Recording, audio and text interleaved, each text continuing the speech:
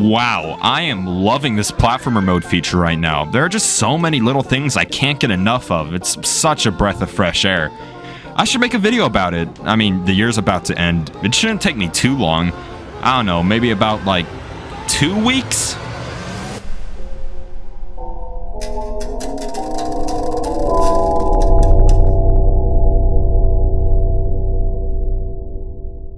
Hello everyone, my name is TroyPM, and I don't even need to say why I'm making this video.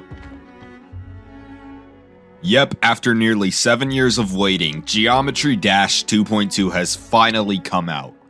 I know that has been the intro to so many videos at this point, like come on, everybody knows it, your homies know it, everybody fucking know it. This is the biggest the game has ever been. When the update came out, the concurrent player count peaked at 88,000 players, and over the past weeks has averaged out to having about 30,000 players on at any given time. And that's just counting the people playing on Steam. Every big Let's Player who has made videos on the game in the past are coming back to try out the new update. Every single Geometry Dash YouTuber is working overtime to make as many videos about the update as they can.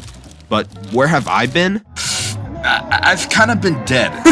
To be honest, I feel like I've accidentally made a really toxic channel where I do nothing but complain about something that I don't like about Geometry Dash. I started this channel off with the intention to make videos about whatever I really wanted to, whether it be about something good or something bad. But as time has gone on, I've ended up focusing more on the stuff I don't like about this game instead of the stuff I do like about it. And whenever the update came out, while I was compelled to find something negative about the update to make a video about, I've been really blindsided by the brand new platformer mode that was recently added to the game. It's taken some time for me to collect my thoughts about it, but I think that many people can agree with me when I say that platformer mode is the best thing that has been added in this update. I have so many reasons as to why I love this addition to the game that I thought it would be a good idea to compile all those reasons into one video. I also want to say thanks to the Discord server for coming up with things for me to bring up in this video. Also, thank you all so much for 10,000 subscribers. I really can't thank you all enough. The reason why I hadn't said anything was because I was expecting to get this video up before I hit 10,000 subscribers, so I might do something to celebrate soon, but I'm getting off topic. Starting off with the main reason as to why I find platformer mode to be as good as it is the added depth that platformer levels have. For the longest time, Geometry Dash has been a pretty linear game. You just go through a constant side-scrolling level, and after a set amount of time, the level ends. Not to say that that's bad at all. I mean, if it was bad, then there probably wouldn't be such a big community for the game. This aspect of the game has definitely set it apart from many other platformer games, and was probably the reason why Geometry Dash got so popular to begin with. Only needing to click the screen in order to control the game meant that it was incredibly accessible for mobile devices, but also gave the game a unique challenge that mostly relied on timings more than anything else. And players have been able to take this game and push it to its absolute limits. And after 10 years of this being all we've ever known, players have been able to make huge strides in terms of gameplay. The community has always been able to create new and fun ways to play the game despite the limitations of the constant side-scrolling. It's obvious that after all this time, there's really only one direction that we could go. Platformer mode has finally given the community the ability to move their cube in whatever direction they want. No longer are we locked down by the chains of a constant side-scrolling level. We could finally move at our own pace. But in all seriousness, I think that platformer mode is super cool. It totally breaks the linearity of the classic Geometry Dash level. And while the goal at the end of the day is still to reach the end of the level, you aren't really locked down by any specific way to do so. You can decide to go at your own pace or speedrun through the level as fast as you can. Maybe while you're moving at your own pace, you could backtrack a couple of times to collect whatever collectibles you missed the last time. Or maybe you could just explore the environment, take into appreciation the little details that the creator added into the level. This type of non-linearity is something that has not only changed the way that people build platformer levels, but it will also make many platformer levels incredibly replayable. You see, an issue that I've always had with most Geometry Dash levels is the lack of replayability. I can find whatever level I want to play, I could learn how to play it, have some fun doing so, and after a certain amount of time, I'm able to beat the level. It was fun figuring out how to play it and executing what I had learned in a singular run to complete the level, but now what?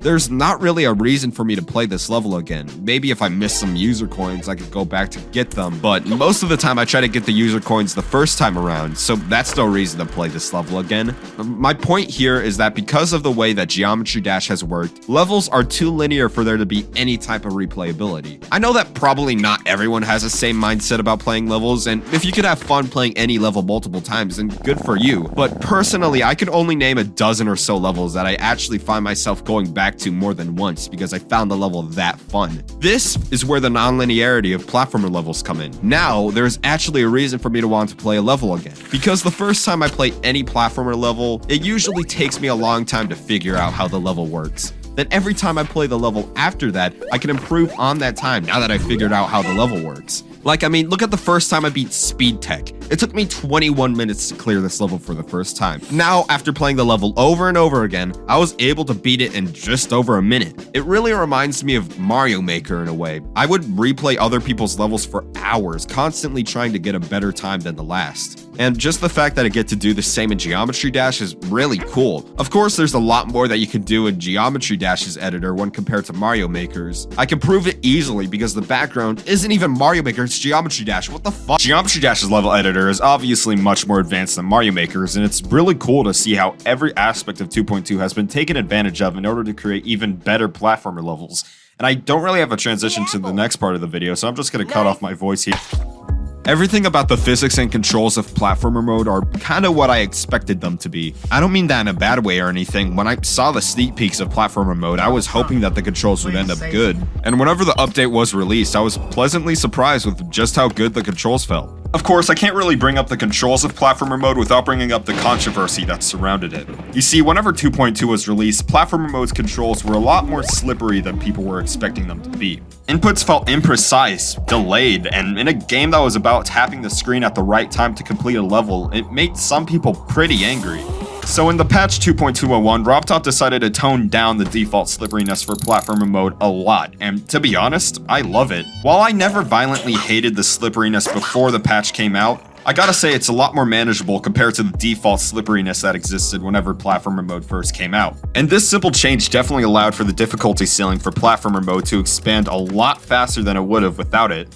So good on RobTop for making this important change before people got too attached to the original slipperiness and would be mad if it was removed. As I said before, my opinions on the physics of platformer mode are pretty much the same as my opinions on the controls of platformer mode. They feel exactly as I expected them to feel, but as everyone knows by now, whenever 2.2 came out, the physics had a massive revamp, which while I think it works pretty well for platformer levels, it broke a ton of classic levels in the process. I think that RobTop should have kept the physics for classic levels as it was, but still apply the new physics to platformer mode because it's pretty important for a mode that requires as much control as platformer mode to be as consistent as it can across all devices. Of course, this doesn't mean that platformer mode's physics are 100% perfect either, best example being, that's a bitch to do on mobile.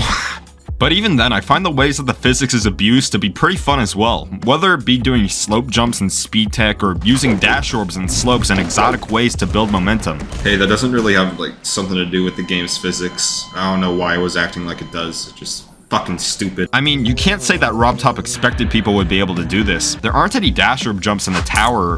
What the fuck? You get my point. The physics feels good, the way that people use it is fun. Moving on.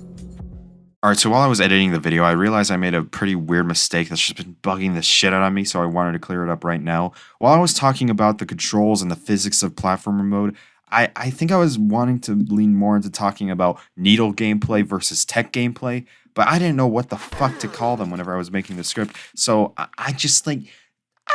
I don't really know what I did. It just sounds so fucking weird to me. I think the whole point of that section was like, I really like needle gameplay and how it's super hard, but I also enjoy tech gameplay a lot more. You know, something like that. Anyways, I just didn't want people to watch through the video and be like, is this guy stupid? Does he not know what the fuck needle gameplay and tech gameplay is? Which I do, but it doesn't even matter. People are gonna like just watch that section and then immediately comment, oh, does this guy not know what to like? Like that. People do that all the time with my fucking videos. Watch my fucking videos. Get the whole point. Okay, I'm sorry. Keep watching the video. Now, that goes over pretty much most of the stuff about platformer mode and why I like it. However, there is one thing that was added alongside platformer mode that I think would be weird not to bring up in a video about it.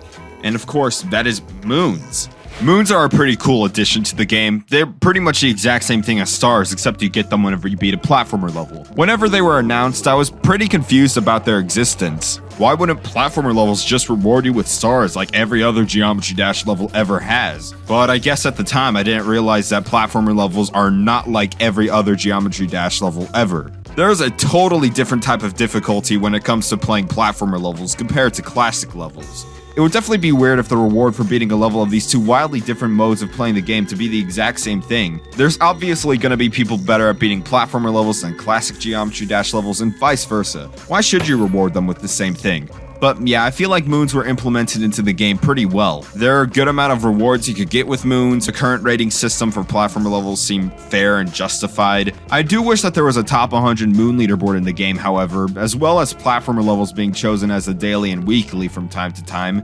Hopefully these are things that will be added whenever update 2.21 comes out and the map officially gets added to the game, which I'm personally pretty excited for. I mean, we still don't know a lot about it yet. I'm assuming that it's some mix of the worlds from Geometry Dash World and user-made platformer levels, which I think is a pretty cool concept, if it gets pulled off correctly, that is. But I can't imagine it being much different compared to the towers, so I'm pretty confident that RobTop won't mess anything up with it.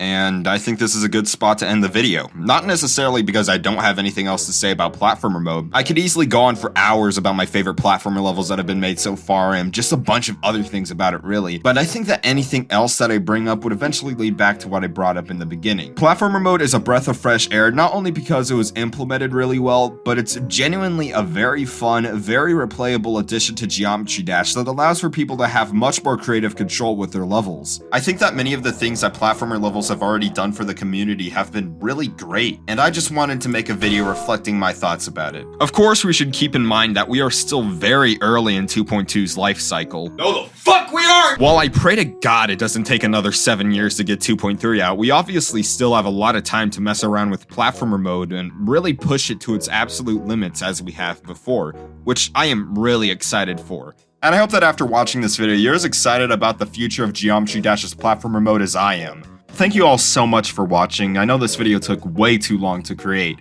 Hopefully I'll see you all in less than, How long have I been gone for again? No. No. What? What? Are you kidding me? I could have sworn it was February! It's been 9 months?! I am so sorry. I seriously thought it was February. The stupid room doesn't have any windows in it. Or any doors. Hey! Hey! Where am I? Please, let me out! What is this about?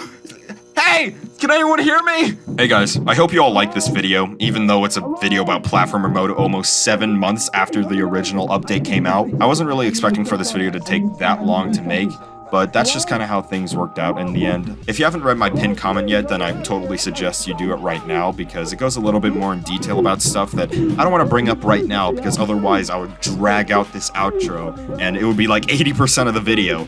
So go read that. I'm honestly expecting this video to flop a little bit, but to those who have come back to this channel after so long, thank you. I really, really appreciate it. I'll see you all in the next video. Bye.